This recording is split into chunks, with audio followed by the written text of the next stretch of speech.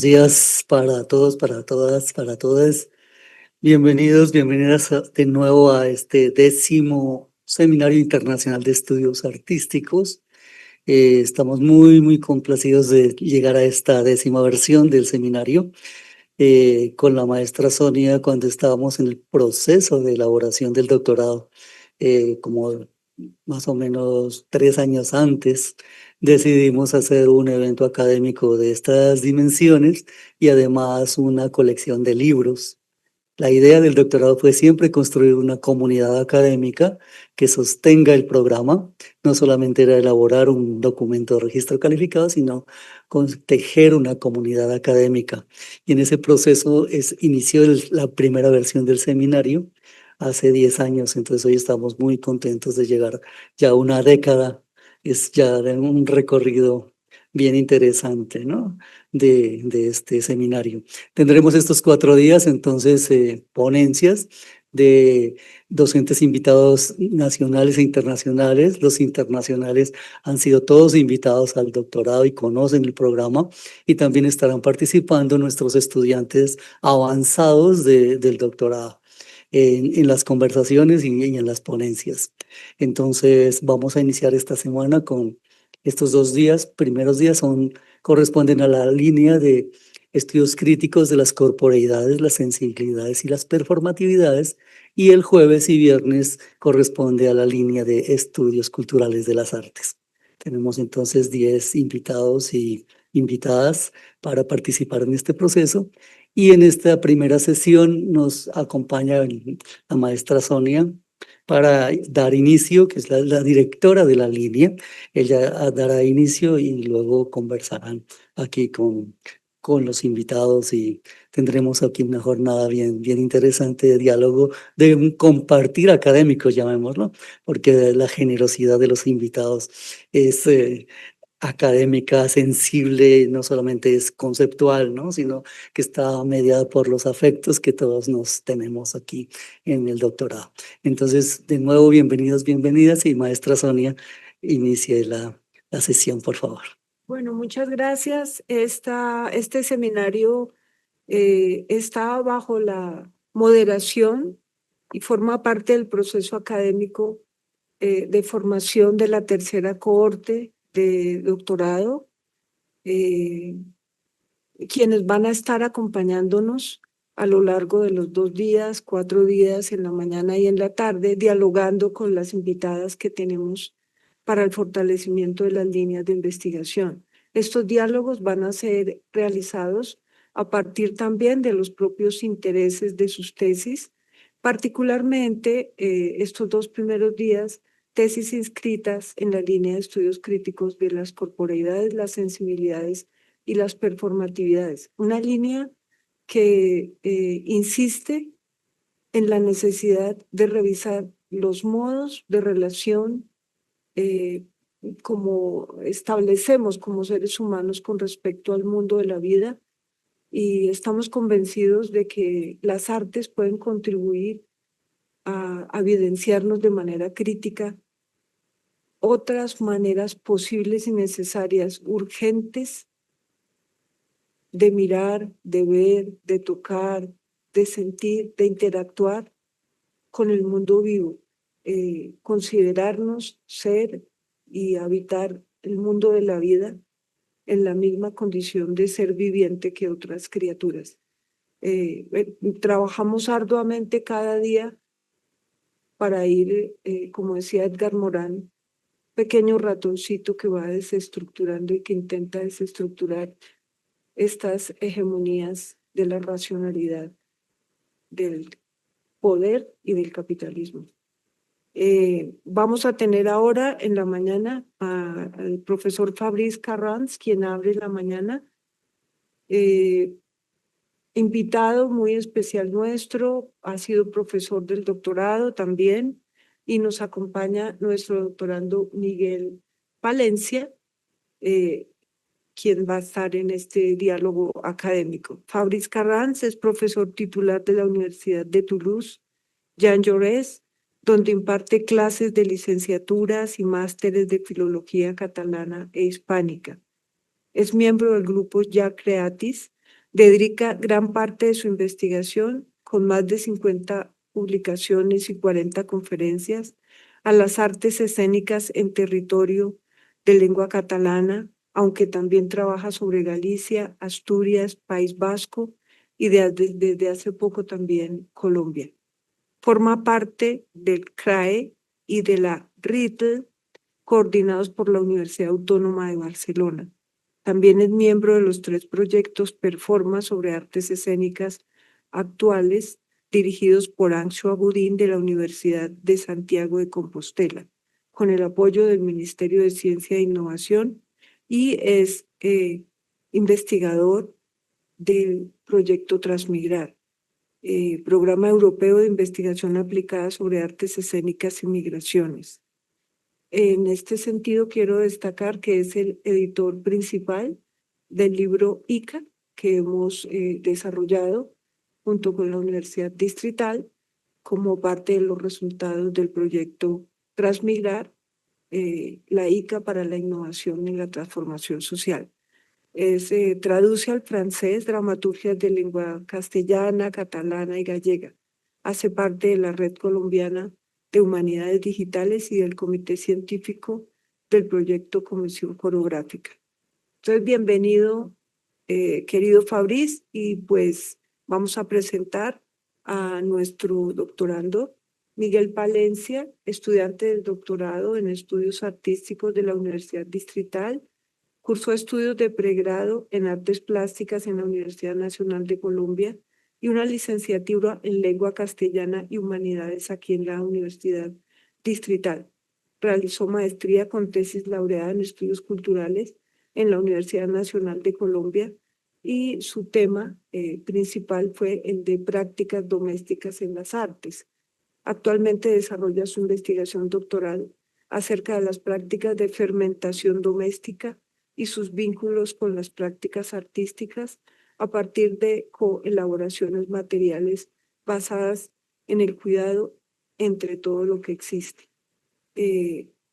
Miguel nos propone a la línea un reto de pensar prácticas para fermentar las sensibilidades y fermentar el pensamiento. Muchas gracias, Miguel, por acompañarnos. Querido Fabrice, entonces tienes la palabra.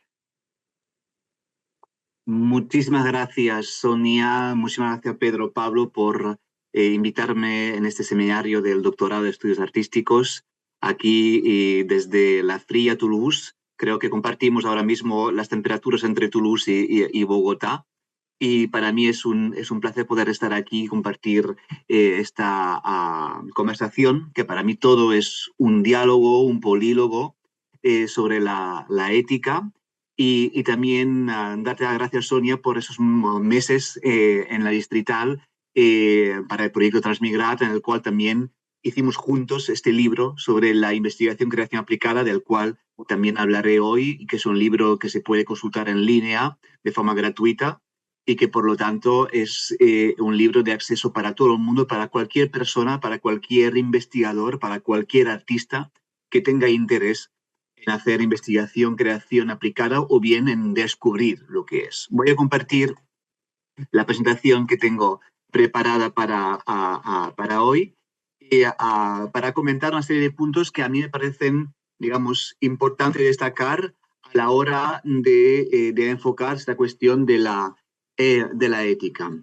Como algunos que estáis quizás siguiendo de manera virtual o de manera presencial sabéis, a mí me gusta jugar con las palabras, de ahí mi est, et y ca, la estética y la ica, que es también ética, y por lo tanto, para mí esos guiones que vienen a cruzar puente y performar géneros me van a permitir hablar de lo que es la relación entre ética, estética y creatividad en la investigación, creación aplicada. Y lo iré ilustrando a partir de muchos talleres que se dieron dentro del marco del programa Transmigrat, entre los cuales talleres que se dieron desde la línea del doctorado de Estudios Artísticos y bajo la coordinación de la profesora Sonia Castillo. Primero me gustaría un poco definir lo que entendemos por los conceptos de práctica comunitaria, teatro aplicado y también socialización. En la cualidad, digamos, de la práctica comunitaria. Estamos aquí en la idea de crear una comunidad, un colectivo que tiene en común una práctica que será artística, y en este caso es lo que se llama desde Dubati, el gran teórico argentino, este teatro aplicado, este teatro fuera del teatro, y por lo tanto esta teatralidad expandida que se da en, digamos, círculos que son círculos no profesionales, pero también muy importantes, y que van a dar lugar muchas veces a una presentación pública del trabajo después del taller interno, del taller hecho como materia viva y materia nido. Se va a publicar, se va a socializar ante un público, y es un elemento sobre el cual yo trabajo bastante actualmente.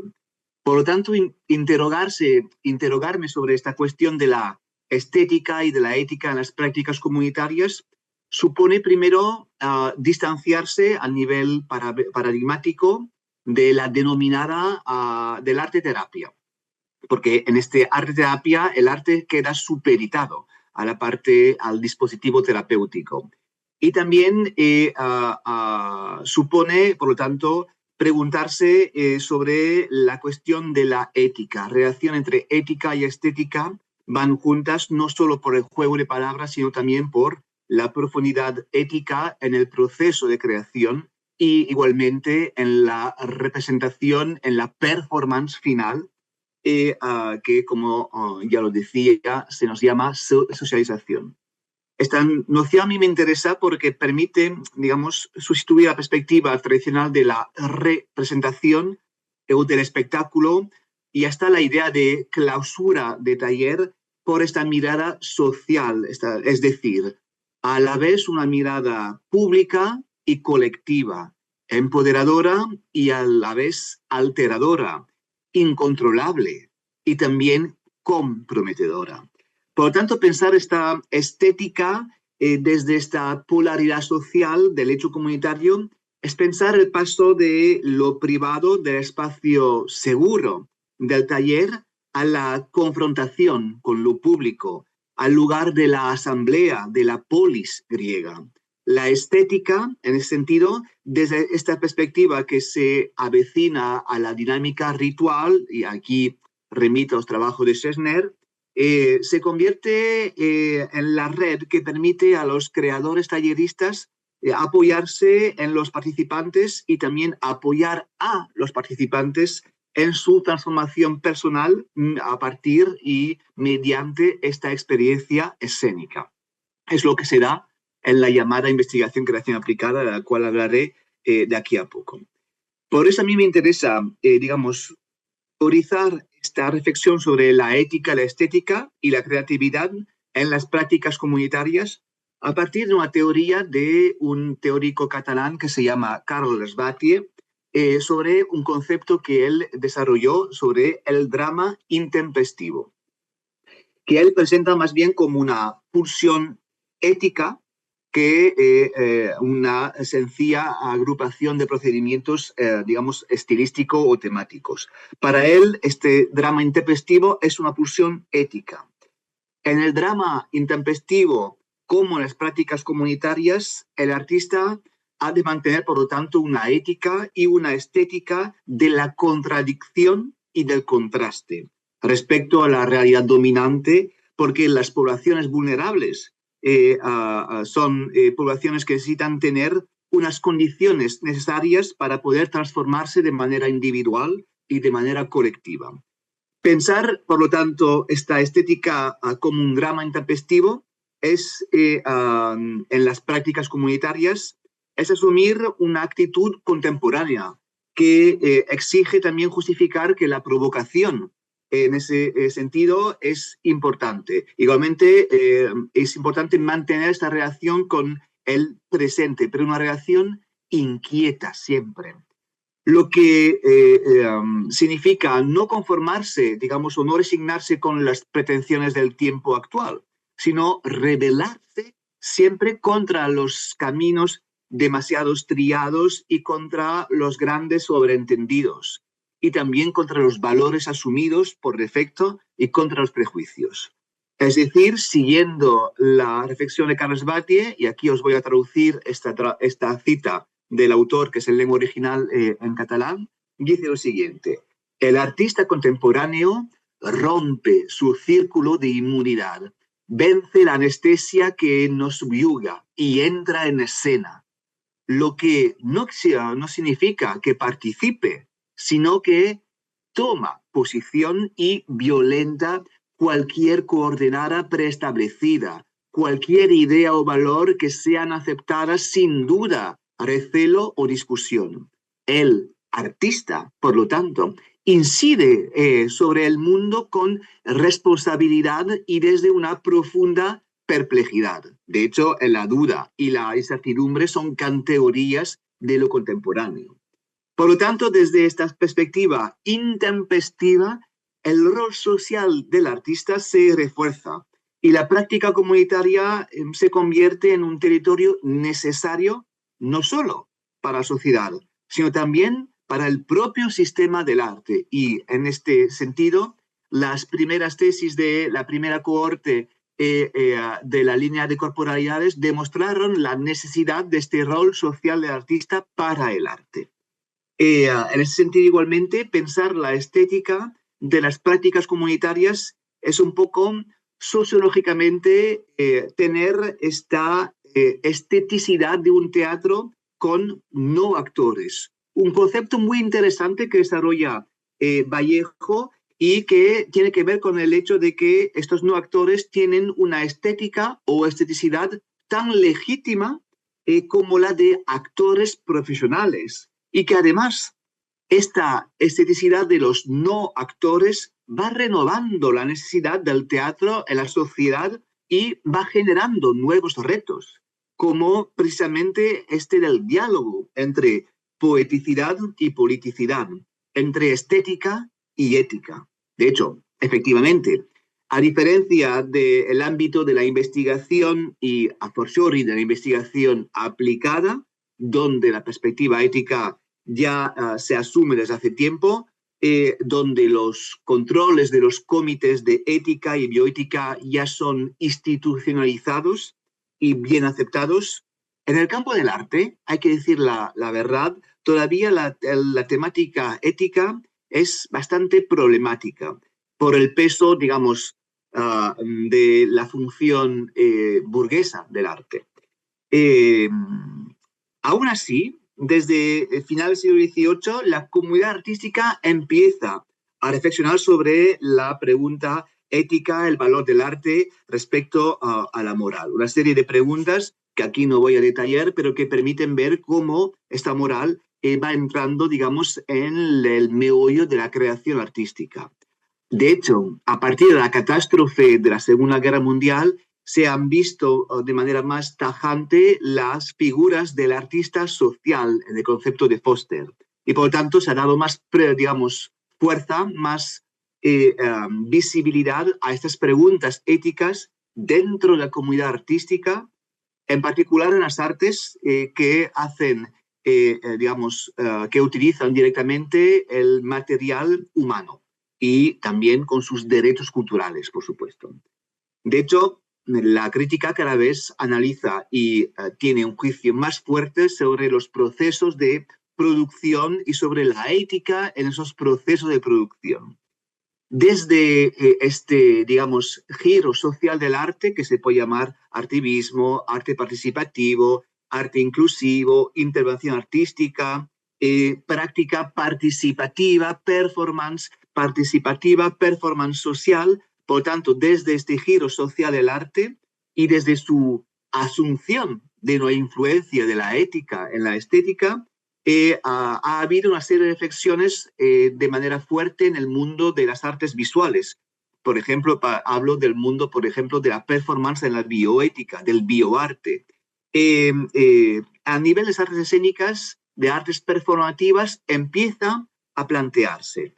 De hecho, más allá del concepto ya conocido, sobre el cual podré hablar, de la estética del cuidado de Yuriko Saiko, que también teorizó James Thompson, la reflexión sobre la estética comunitaria gira siempre alrededor de esta ética relacional del artista para, digamos, evitar cualquier lógica intervencionista, que sería una repetición, una resecularización de una lógica colonizadora. Por lo tanto, evita esta lógica intervencionista, salvadora o caritativa hacia con los participantes, ya que esto, en este sentido, esto digamos, subordinaría la transformación de las comunidades al trabajo del creador. Al revés, lo que tiene que hacer el artista, su lucha es luchar contra la tentación sensacionalista o porno miserabilista, usando un concepto bastante conocido aquí en Colombia, y que de vez en cuando, de hecho, se puede ver mediante la empatía, concepto que ha analizado bastante nuestro colega de la UDA, Agustín Párrago Grondona. Y de hecho, el artista tiene que evitar esta empatía, esta tentación porno miserabilista para convertirse en facilitador de la transformación y la innovación, para reforzar su aura empática, que no es una empatía, es decir, una aura que permite que los demás, los propios, digamos, participantes tengan empatías y ellos se pueden empoderar. Por lo tanto, se trata de lo que se llama una ética de la vulnerabilidad. Es un concepto que analiza Zontu y que, por lo tanto, implica excluir el concepto de debilidad para poder crear una zona segura para transformarse y empoderarse. Asumiendo, por lo tanto, esta postura ética del teatro de la aceptación, se puede autorizar una autoría compartida, híbrida de la estética, donde la asunción dentro de un espacio común o protector, como un nido, esta asunción del riesgo de la creación aplicada va a implicar una estética triplemente intempestiva, para retomar las palabras de Carlos Batlle. Es intempestiva esta estética porque va a dar voz a los que no la tienen, alterando o radando el formato tradicional del drama. Intempestiva igualmente porque supone generar más preguntas y reivindicaciones que respuestas. Intempestiva igualmente y finalmente porque la misma legitimidad discursiva de los participantes respecto a los creadores genera una suerte de negociación dramatúrgica inédita, basada en el pacto de confianza y en el principio de empoderamiento, con una singular conexión, esto sí que hay que decirlo, desde esta asunción de la precariedad, por lo tanto, una conexión entre el material de creación y el resultado ficcional. De aquí estamos siempre en este lindar de la autoficción.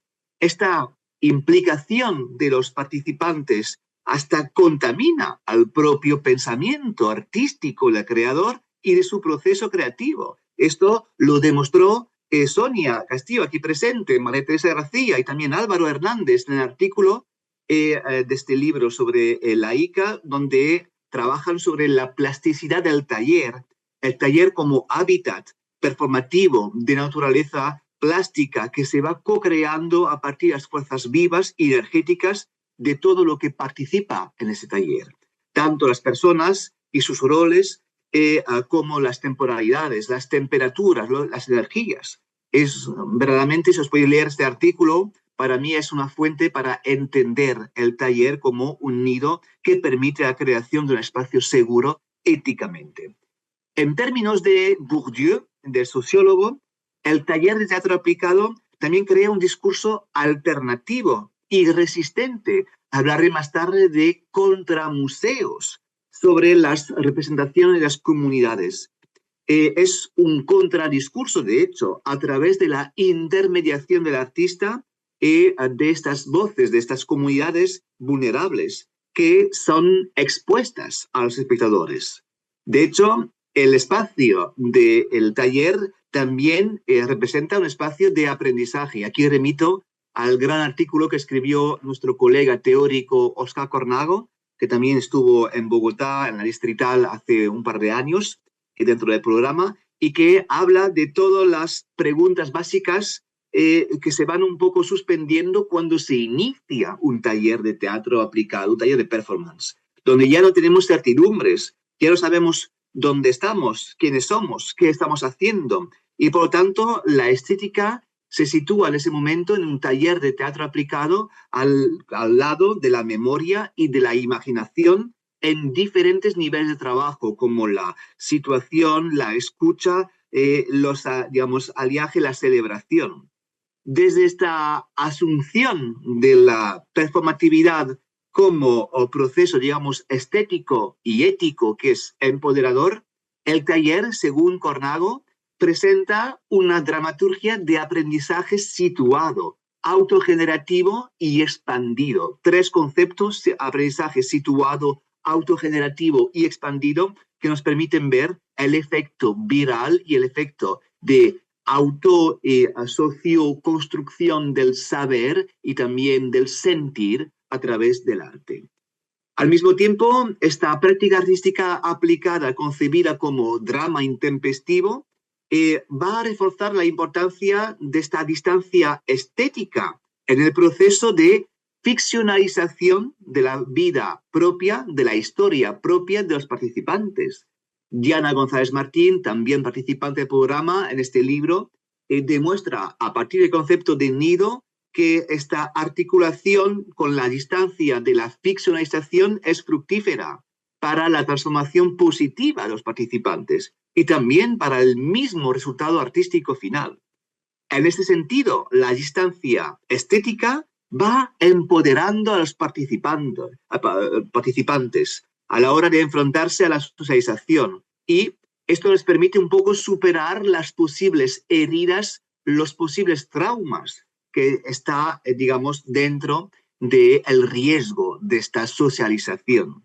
De hecho, efectivamente, la socialización puede ser un momento de precariedad, de fragilidad y en términos sobre todo psicosociales y hasta corporales. Y por lo tanto, aquí de vez en cuando se cuestiona el conocido, digamos, beneficio de la práctica de artes escénicas. Incluso se cuestiona el empoderamiento identitario. Pero esto es porque la propia idea de la socialización tiene que ver con la exhibición de identidades que se llaman débiles, entre comillas. Es un concepto que utiliza el sociólogo vasco-uruguayo Gatti, que habla de identidades débiles de unos actores delante de un público que para ellos casi siempre son unas identidades fuertes. Las que vienen allá son gente que saben a qué ven a ver y que no son públicos siempre que son vulnerables. Por lo tanto, hay que insistir en la necesidad de que el tallerista tenga éticamente una función igualmente de mediación emocional, de gestión emocional de los participantes, y hasta igualmente de la importancia, por no decir la necesidad, de crear un espacio de horizontalidad entre los que están viendo este momento de performance desde fuera y los de dentro. En esto tiene que ver con esta idea del cuidado, que es muy importante, porque el cuidado, dice José Antonio Sánchez, que es uno de los filósofos del teatro más interesante, dice lo siguiente: el cuidado es la compensación por la exposición, pero también es la afirmación de un espacio de autonomía al que no pueden acceder los enemigos, los psiquiatras, los agentes de inmigración, los racistas. Por lo tanto, el cuidado es sumamente importante. El cuidado también es el reconocimiento del cuerpo subjetivo, y este cuerpo subjetivo que permite un poco disolver las máscaras sociales, suspender de manera momentánea las identidades y las distancias físicas, que esto va operando a nivel de los afectos, para seguir con la propuesta filosófica de José Antonio Sánchez. Esta búsqueda, digamos, de un reconocimiento mutuo entre los participantes y también con los asistentes va de la mano, por lo tanto, de esta simbólica horizontalidad social a través digamos, el juego estético. Y aquí llegamos a lo que a mí me interesa de esta estética del cuidado. Y aquí tenemos a la izquierda una imagen de un taller de teatro en la escuela Transmigrar, que se dio este verano en la escuela TAI en Madrid, con la participación activa de muchos colegas de la distrital y que tiene que ver con esta idea de estética del cuidado y en particular de los kintsugi. En un artículo bastante reciente, la gran persona teórica de la estética del cuidado, Yoriko Saito, tiene la grandísima idea de relacionar la estética del cuidado con el kintsugi, este proceso artístico que tenéis en la imagen central que repara las piezas rotas de las tazas de té con oro. Y aquí Yoriko Saito establece una correspondencia entre el proceso de reparación de las tazas de té y el proceso de reparación de la salud mental, insistiendo, por lo tanto, en esta fuerza de la visibilización de la grieta, de la cicatriz, estetizando con arte y con oro y subrayando la belleza de la imperfección. El arte del kintsugi está permitiendo asociar la cura de los objetos y la cura de las personas a través del arte. Esta cura que es un cuidado intenso y que describe lo que está en juego en el taller, tanto en el durante como en la fase de la socialización del taller. Los participantes, de hecho, representan las heridas siempre para poder empoderarse a través del juego y la distancia estética de la ficción y, por lo tanto, la trascendencia del arte. Se presentan ante el público como tazas de té que se van reparando con el oro de la estética escénica durante el taller. Igualmente, dentro de un taller que se socializa como si fuese un convivio. Y aquí reutilizo el concepto de Rubati muy importante. Y eso tiene que ver con estas ideas de poder empoderarse a través de este arte de los kintsugi, también de la kintsugización, con otra forma ritual que os quisiera presentar, que viene de mi tierra, es decir, yo soy francés, pero de familia emigrada en parte catalana, y en mi tierra, en Cataluña, tenemos una tradición que para mí es muy interesante ver la correspondencia, la equivalencia con el proceso de la ética y la estética en el empoderamiento colectivo. Son los llamados castells, los castillos, las pirámides humanas. Aquí tenéis una imagen de un castell, de un castillo, en la plaza principal del Ayuntamiento de Barcelona, donde veis tanta gente alrededor, todo el mundo dando una base desde una posición del todo concertada, pensada, con un tallerista que está aquí presente, aunque no se ve, como el tallerista en la propia performance escénica, que permite que se vaya construyendo esta pirámide colectiva donde todos forman parte de la idea de ir subiendo e ir co-creando juntos. Se va cargando el castell, que es una fuente de utopía, y se va descargando para llegar a ese momento de reflexión final. Por lo tanto, es interesante ver igualmente el castillo, el castell en catalán, como una mena, como una suerte de, de kintsugi humano y de arte ético. En ese sentido, la estética trabaja con la investigación, creación de manera muy clara. Le aporta algo sumamente importante. ¿Por qué? Porque, como os decía, la investigación aplicada ya tiene su, ritual de ética. Pero la investigación-creación genera nuevas preguntas. ¿Por qué? Porque primero, la creación tiene una relación bastante, novedosa dentro de la historia de las ciencias y de los caminos en la relación con la ética. La investigación tiene una relación mucho más, ya triada, pero la relación entre investigación y creación es tan igualmente innovadora. Estamos en los primeros momentos, en los albores de esas relaciones y, por lo tanto, los tipos de colaboración entre investigación y creación entre dos personas o en una misma persona que es investigadora-creadora, creadora-investigadora, investi-creadora también, otro neologismo que me gustaría también desarrollar. Este investi-creador es interesante porque va generando nuevas preguntas como, por ejemplo, lo que os comentaba antes del bioarte. ¿Qué se puede hacer en el bioarte a nivel de la ética? Cuestiones éticas que permite un poco igualmente pensar los retos sociales que son identificados por diferentes interlocutores y que la investigación-creación va a tener que mirar, va a tener que superar dentro de esta lógica de ser un arte social, de ser un arte vinculado a la lógica del el arte que pretende cambiar la sociedad. En ese sentido, estamos ante lo que llamamos la ICA, es decir, una forma particular que en Colombia, por lo que he visto, se da mucho, aunque el concepto es bastante novedoso, un concepto inventado, acuñado por Monique Martínez, que es la gran referente de este programa Transmigrar, que lleva ya más de, creo, 13, 14 años colaborando con el doctorado de la Universidad Distrital, colaborando en particular con la profesora Sonia Castillo. Y Monique Martínez acuñó este concepto de investigación de creación aplicada, que es la triangulación, como aquí veis con esta diapositiva en francés, entre la creación abajo a la izquierda, la investigación abajo a la derecha y los retos sociales en la cúspide del triángulo. Lo aplicativo está aquí. Y es lo que se intenta ahora mismo un poco legitimar a través de este libro, igualmente a través del mismo programa Transmigrar, que es, digamos, un ejemplo bastante paradigmático de cómo se puede llevar a cabo una metodología y una epistemología de investigación creación aplicada.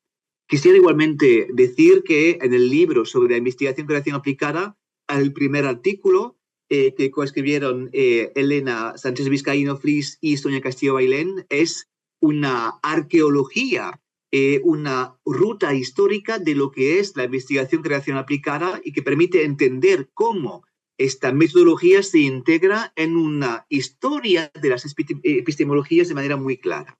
Y de hecho, en ese mismo libro se da a entender el primer manifiesto de investigación creación aplicada para la legitimidad de los artistas sociales, que se dijo, que se creó dentro del seminario de la línea corporalidades del doctorado de estudios artísticos en noviembre de 2023, entre Monique Martínez, que era presente en ese seminario, y Sonia Castillo, que es la responsable del seminario. Por lo tanto, aquí estamos con Transmigrar en esta faceta de poder ver la ética al día a día. Seguro que muchos de vosotros ya habéis oído hablar mucho de Transmigrar, pero es un ejemplo bastante interesante. A mí me interesaría, para, digamos, ir acabando esta propia intervención, dar unas cuantas pausas sobre la ética y la estética en este momento final, que es el momento de la socialización. Como os comentaba, es un momento que a mí me interesa de manera particular porque es un momento liminal en muchos sentidos. Es un momento liminal porque tiene que ver con la lógica estamos fuera del teatro clásico y por lo tanto estamos en otra lógica de un espacio fuera de la creación profesional. También es liminal porque estamos en un momento final de clausura del taller o de casi clausura del taller, y también es liminal porque a nivel epistemológico es un momento que nunca se había analizado hasta ahora, sobre el cual yo he ido haciendo una serie de reflexiones que se pueden ver en la revista TMA, que es la revista de Transmigrar, en particular en el penúltimo, por ahora último número, donde analizo cuáles son los elementos en juego en la socialización. ¿De qué hablo?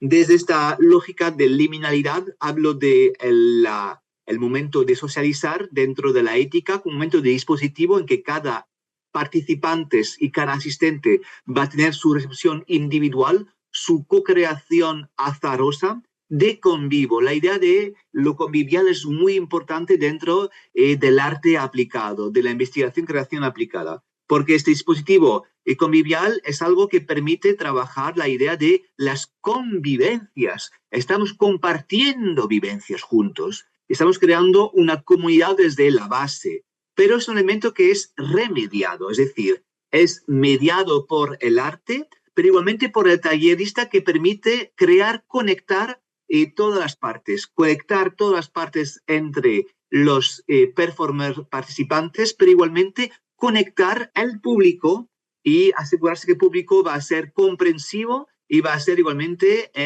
la simpatía, un concepto que a mí me gusta más que la empatía, la simpatía, o sea, estar sufriendo, estar en la pasión al mismo tiempo con los demás y por lo tanto ese momento del convivir que es también un buen vivir, para retomar igualmente un taller que se dio con Pasarela, el grupo de Sonia Castillo. Es interesante porque estamos aquí ante una lógica de trabajar, por lo tanto, un momento de empoderamiento a través de este arte del kintsugi.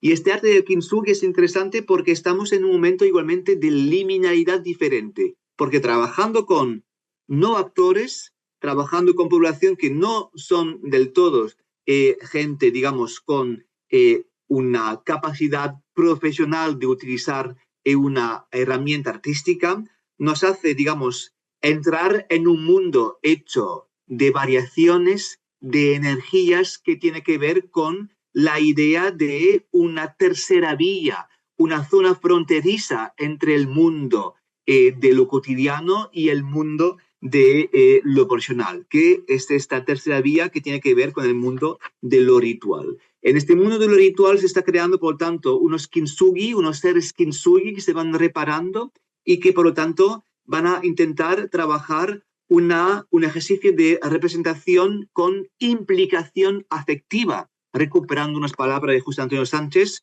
y con una voluntad de ser siempre éticamente asumible. Y en esto, esta indeterminación ontológica de este no actor permite trabajar precisamente esta idea de repararse y sobre todo de superarse.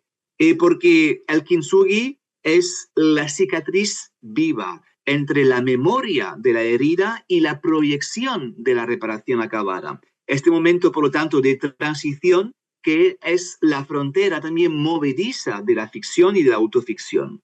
Por lo tanto, nos permite trabajar esta idea de jugar en este momento suspendido, que es el momento del ludus, del juego, en el cual trabaja igualmente Cornago, y que, por lo tanto, es la posibilidad de implicar directamente las personas en sus, digamos, retos para contrarrestar vulnerabilidades, por una parte, y por otra parte, igualmente, tiene que ver con esta propia lógica de una voluntad de evitar la delegación de la voz.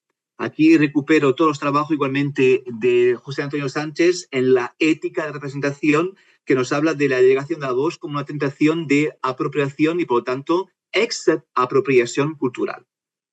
Aquí, por lo tanto, la idea de trabajar con actores naturales o no actores permite trabajar la ética e evitar la clausura de la representación y evitar el hecho de que se está aislando al referente. Estamos en una relación totalmente contigua con el referente. Y en esta, por lo tanto, lógica de la autoficción, estamos ante un antídoto contra la brutalidad. De ahí que lo que tenemos aquí es un contramuseo. Un contramuseo porque estamos ante unas conferencias performativas, lo que sería lo que viene a ser un artista profesional, transformada en una convivencia transformadora, de una conferencia performativa, lo que sería un profesional, a una convivencia transformadora, lo que vendría a ser un no actor en ese sentido. Y esta convivencia transformadora es lo que contribuye a crear los contramuseos, lo que Suárez, un investigador francés, llama como las prácticas insubordinadas que operan en oposición a los regímenes de museificación que producen los museos, así como el discurso disciplinario que genera la materia digna de ser preservada y transmitida. Efectivamente, en un sentido sociopolítico, la socialización da visibilidad y legitimidad artística a los recuerdos y a la identidad presente de los que siempre habían permanecido fuera de los discursos, fuera de las memorias oficiales, fuera de los museos y del arte. En esta perspectiva decolonizadora, por lo tanto, estamos en la idea igualmente, siguiendo un poco a Butler, de no encajar en el marco dominante de lo que es humano. Por lo tanto, estamos ante lo que propone Suárez como una cartografía afectiva que surge como una forma de resistir a la eliminación o invisibilización. En ese sentido, el museo, el contramuseo, va a dignificar los cuerpos y va a permitir también trabajar en algo que me parece y con esto voy a concluir, sumamente interesante, que es la idea de la biopoética. Todos conocemos la biopolítica de Foucault, pero Soares habla de biopoética, de los contramuseos, porque además de hacer rememorar la pérdida, permite la elaboración de otros modelos de comunicación, de otros modelos de continuar viviendo y creando. Por lo tanto, en esto estamos ante la capacidad. Y con esta imagen quisiera cerrar esta intervención, una imagen tomada de un taller que yo tuve la gran suerte de poder dar con la profesora Sandra Ortega, también de Distrital, dentro del programa Transmigrat en Bogotá, en un taller digamos, pensado por la Distrital, por Sonia Castillo, dentro de la fase de implementación de los prototipos de talleres en abril pasado en Bogotá. Y a esta persona aquí de Barro que está pensando, somos nosotros que intentamos también co-crear nuestro futuro, sea un futuro de barro, pero que se convertirá en un futuro de piedras y de cuerpo seguro. Muchas gracias por su atención y quedo muy atento a las preguntas y a los comentarios.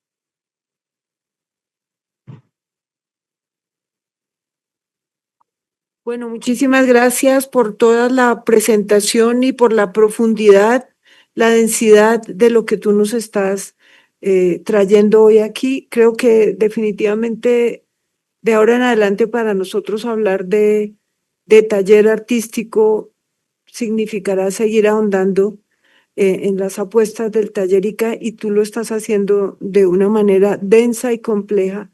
Esperamos que las ideas que presentas hoy aquí, Fabriz, puedan ser motivo de seminario para nuestra siguiente cohorte y obviamente las cohortes existentes, porque haces unos trazados fundamentales, unas preguntas. Voy a dejar una pregunta y le doy la palabra a Miguel también para que haga su pregunta y al final puedas, si quieres, conversar un ratico sobre esto. El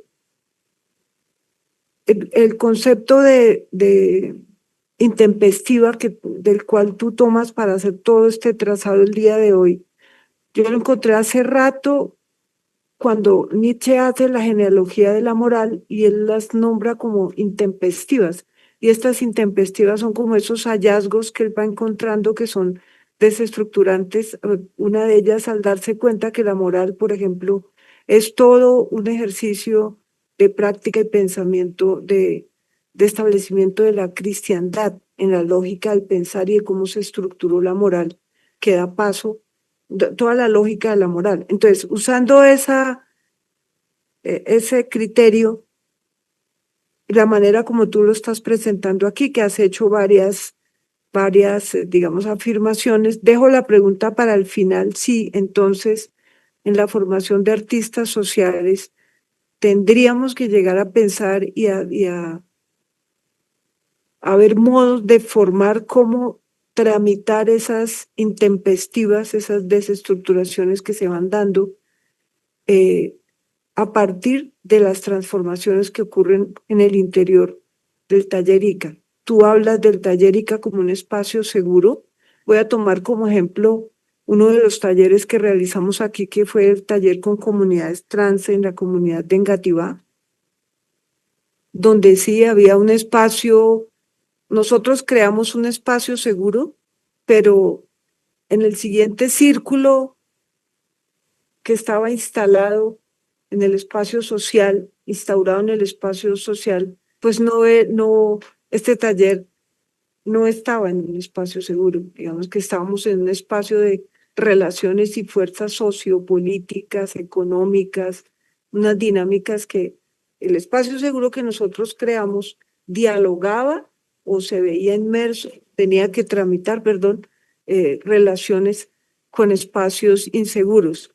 Entonces, está el taller ICA como espacio seguro. La apuesta, como tú bien lo señalas, es la transformación de estas vulnerabilidades como potencias. Tú tomas allí varios aspectos que señalas desde la ética, cómo se va haciendo esa transformación desde las preguntas de la ética por la creatividad, la ética por la innovación, cómo va ocurriendo esos interrogantes acerca de la ética, incluso de la representación que ocurre en el taller. Judith Butler habla de la vulnerabilidad como un modo de resistencia.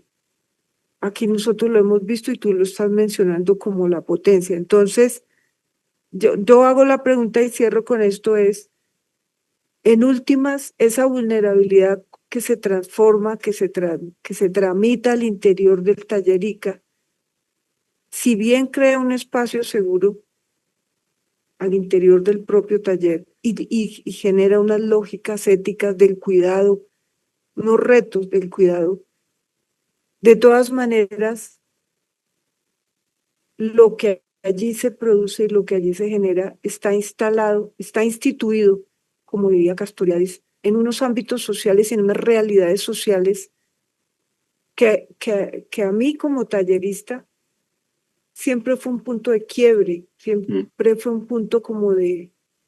Entonces esa es la pregunta que te dejo. ¿Tú cómo lo ves? Desde la pregunta de la ética? Porque hay una ética de las representaciones al interior del taller que lo hacemos y nos la preguntamos, pero se va a encontrar con una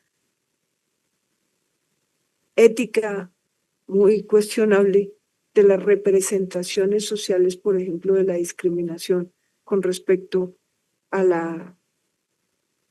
las comunidades LGTBIQ. Se está instalando ahorita la ética del pensamiento de derecha con respecto a estas comunidades. Entonces dejo esa pregunta como esa contradicción que la vivimos, Fabriz. Muchas gracias. Bueno, ¿ahí me escuchas bien? Hola, Fabriz. Bueno, yo inicio pues agradeciendo por la conferencia, pero y también encontrando estos vínculos que siempre hay entre palabras que usas y palabras que tienen que ver con, con el proyecto que yo estoy trabajando y eso, ese encuentro feliz que es encontrar cómo las palabras sirven para unir mundos de sentidos. Ah, ok. Por ejemplo, palabras que usas como inmunidad, contaminación, reparación, y que tienen mucho que ver con los procesos de fermentación. Es que los veo a ustedes y me veo aquí, entonces tengo que verlos como en cuál pantalla. Y que tienen que ver mucho con precisamente estos procesos de fermentación, donde hay acumulación, donde está también lo intempestivo. Y precisamente esta palabra de lo intempestivo me llevaba mucho a pensar en esa etapa de la fermentación que tiene que ver con la efervescencia. Y la efervescencia como un proceso en la fermentación que es intempestivo, potente, pero que también llega a romper y quebrar. Entonces, la fermentación es un momento la efervescencia es un momento muy deseable en la fermentación, pero tiene la complicación de que al ser una potencia fuera de control, puede generar también ruptura.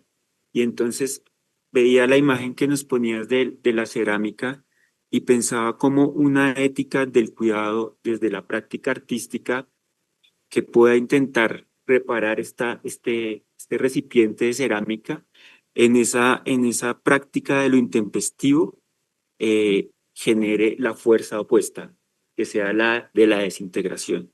Y entonces la pregunta ética ahí se volvería si, o si lo que también estamos intentando lograr es que esa ética de la práctica artística sea una conciencia de la imposibilidad de la reparación. Es decir, que dentro del taller también llegue un punto en el que podamos decir como artistas desde una posición ética de la efervescencia, de lo que eferveció y de lo que llegó a ser intempestivo entre el taller, reconocer, no se puede, se diluyó, eferveció hacia el afuera y no hacia el arriba como la imagen que nos muestras o hacia la contención de la cicatriz, sino hacia la ruptura. Y entonces decir, el taller también es lo que no soluciona, lo que no logra reparar precisamente, sino que evidencia la herida, pero lo que hace es como tal vez incluso crear más grieta, ¿no? Es como una duda que me genera y que creo que es difícil, pero creo que por ahí que la ética es precisamente también esa capacidad de pensar en una posición política de hacer con, pero también aceptar un límite de ese con, ¿no? Que te empuja, algo así. Muchas gracias. Entonces, te damos paso, Fabriz. Muchas gracias. Por todos estos comentarios que también permiten hacer este conversar, que también es la base de la ética. La ética es también poder ver cómo el otro funciona y entenderlo para también poder hacer de la intercomprensión. Forma parte igualmente esta ética de intercomprendernos entre nosotros a través de estos conceptos.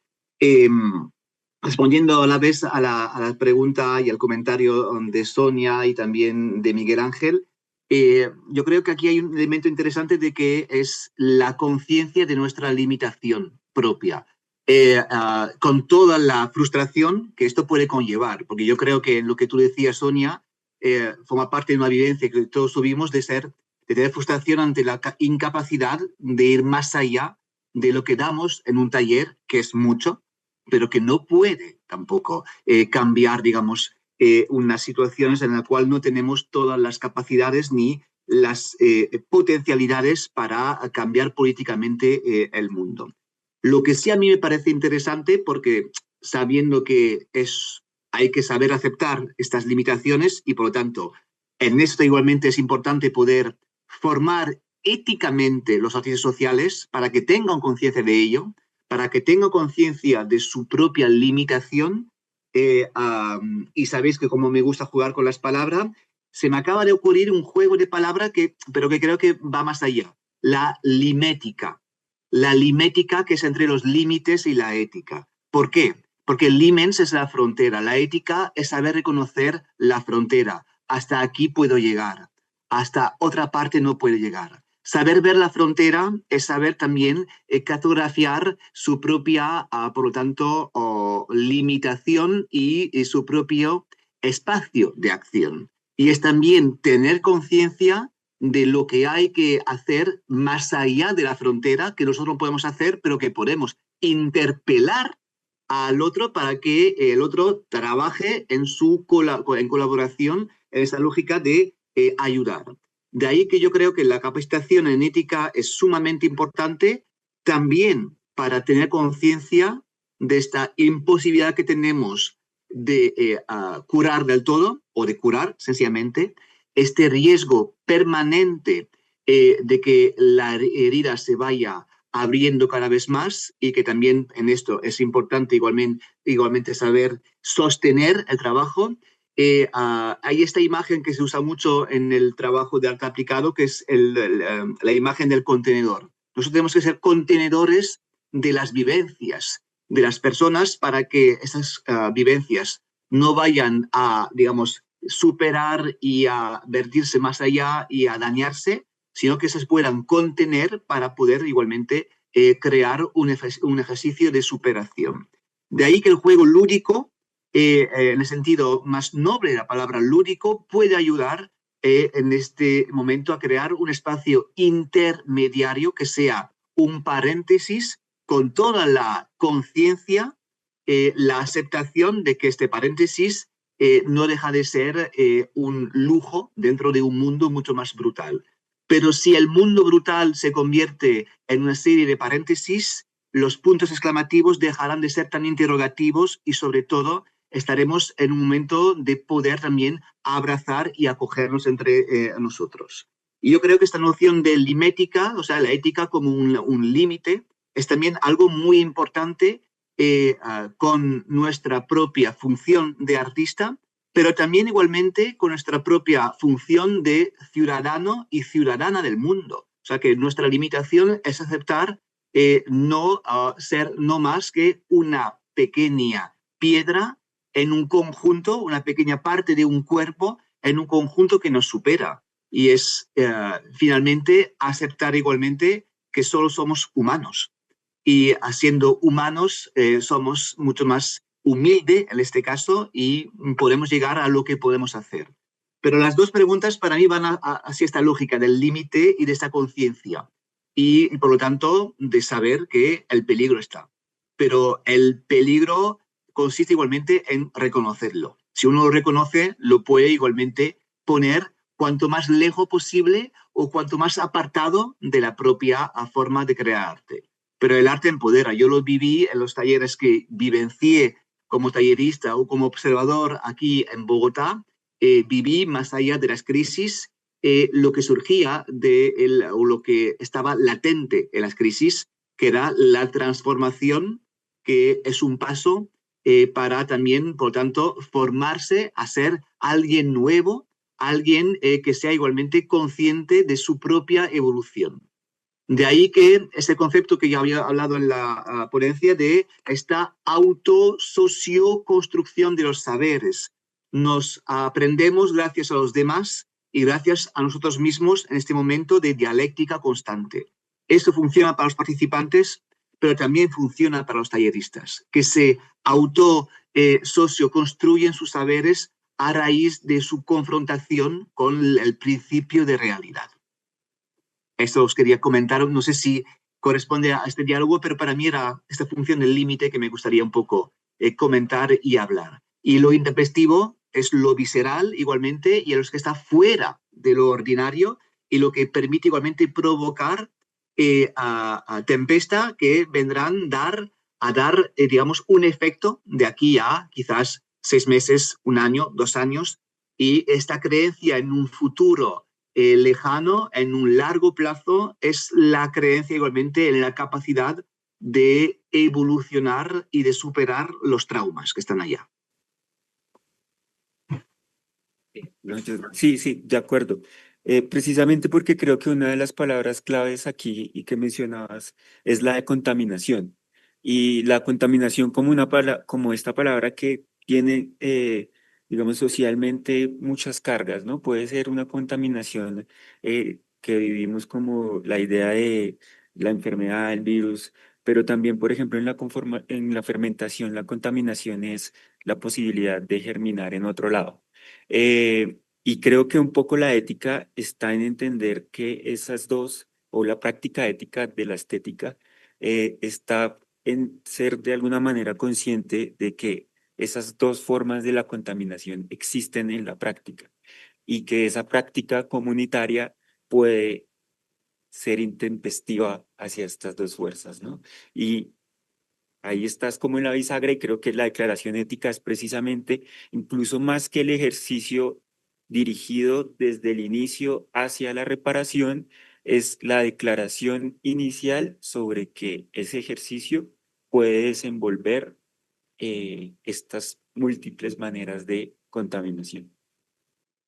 Sí, la idea de contaminación tiene que ver igualmente con esta idea positiva que tú decías, que yo llamo la contamigación, o sea, que hacerse amigo con la contaminación igualmente, trabajando en esta lógica, por lo tanto, que permite trabajar la comunidad. O sea, que hay una filósofa catalana que se llama Marina Garcés, que acaba de hacer una teoría sobre la amistad, que es muy bonita.